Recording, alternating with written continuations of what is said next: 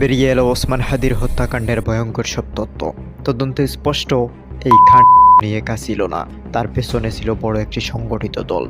বিদেশ থেকে এসেছে টাকা, আর দেশে কাজ করেছে অত্যন্ত 30 থেকে 35 জন।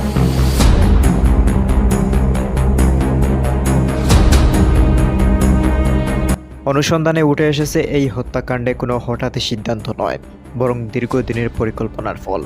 তদন্ত সংশ্লিষ্ট সূত্রের দাবি, বিদেশে থাকা একটি চক্র থেকে অর্থ যোগান দেওয়া হয়, আর সেই অর্থের ভিত্তিতেই দেশে ধাপে ধাপে কাজ পরিচালনা করে একটি নেটওয়ার্ক।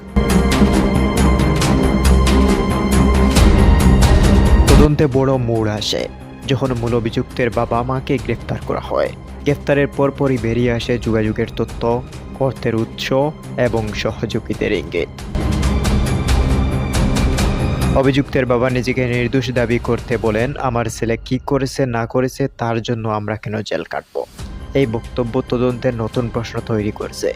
পরিবার কি কিছুই জানতো না, নাকি তারা নীরবে কোনো অংশ ছিল? গোয়েন্দা সূত্র জানাচ্ছে, দেশে থাকা সহযোগীদের একটি অংশ এখনও ধরা-ছোঁয়ার বাইরে।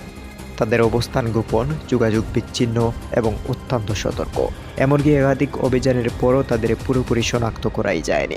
সবচেয়ে উদ্বেগজনক তথ্য হলো, ভারতে পালিয়ে যাওয়া ফয়সল আলমগীর সহ একাধিক ব্যক্তি এই হত্যাকাণ্ডের সঙ্গে জড়িত বলে তদন্ত সংশ্লিষ্ট সূত্র সন্দেহ করছে।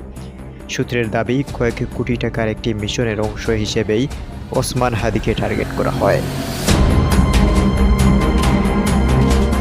আরও ভয়ঙ্কর তথ্য উঠে এসেছে অনুসন্ধানে। ওসমান হাদি ছিলেন এই তালিকার প্রাথমিক টার্গেট।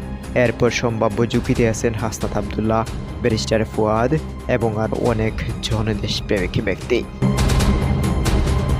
বিশেষজ্ঞরা বলেছেন, যদি সঠিক সময়ে সঠিক তদন্ত না হয় তাহলে বাংলাদেশ আরও দেশপ্রেমিকের কণ্ঠ হারাতে পারে।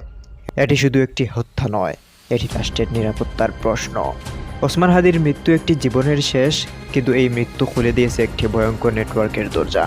প্রশ্ন একটাই, সত্য কি পুরোপুরি বের হবে, নাকি হারিয়ে যাবে অন্ধকারে? আমরা নজর রাখছি, আপডেট জানাতে থাকবো।